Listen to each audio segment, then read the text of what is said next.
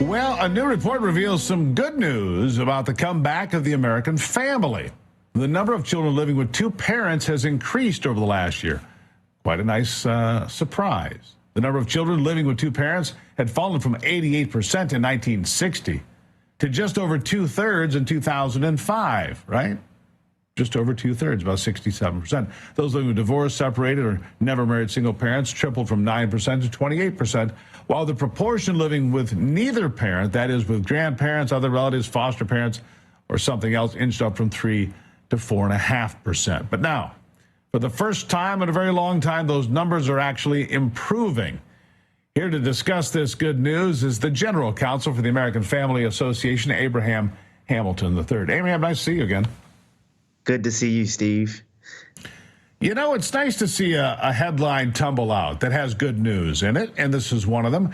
What are the numbers? I mean, we dropped from 88% to about 67%. Where are we today?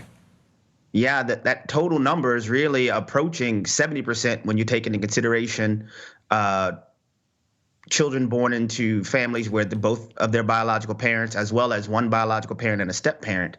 As you mentioned, this is the first time in quite some time where those numbers are beginning to reverse. And I think what is being brought to bear is that our society is beginning to realize, go figure, something that we used to know a while back, that the best place for children and the most stable familial unit for individuals in that unit is in a married, committed family rearing your own children. This used to be conventional wisdom. We collectively lost our minds for a while, but there's an old adage that life is a cruel teacher. So it seems like we're regaining some sense of sanity in this area in our country. Sure.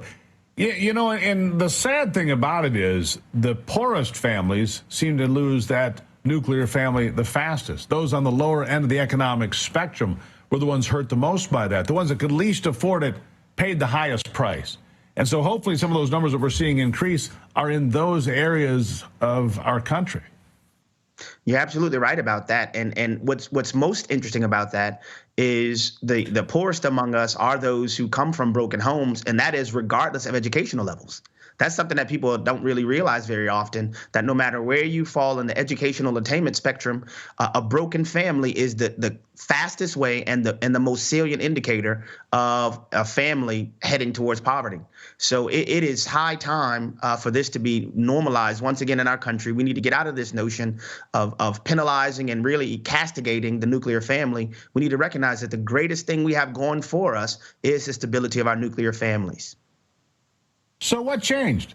I mean, what was the difference maker here, Abraham? What has changed emotionally, financially, culturally to bring us this positive news? Yeah, you have a couple of factors, and some of them may not necessarily be viewed as positive as others, but those who are delaying childbearing until they're married, those numbers are increasing in our country. You also have such a large influx of migrants into our country who tend to have a commitment to having children with their spouses before they have children, they're married. So that is a contributing factor. But the dominant feature is people beginning to delay to delay childbearing until after they're married. So that's also an important thing. You know, here's the thing.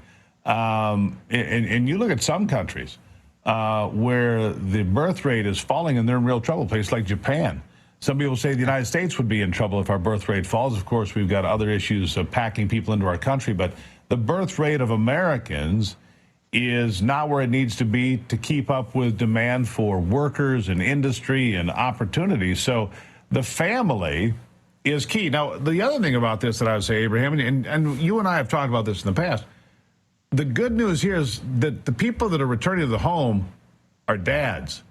That's what's missing in the American home, are fathers. That father figure. You wait till your father gets home. That doesn't exist in too many homes today. You know, that's the person that sets the standard oftentimes for, you know, you do as your mother says or there'll be hell to pay. I mean, that's the way it was in my house. If my mother was mad, you're in trouble. If dad was mad, you hid. That's just the way it was. I mean, because that was serious now, right? Yeah, you're absolutely right. And you know, my full name is Abraham Hamilton III. When Abraham Jr.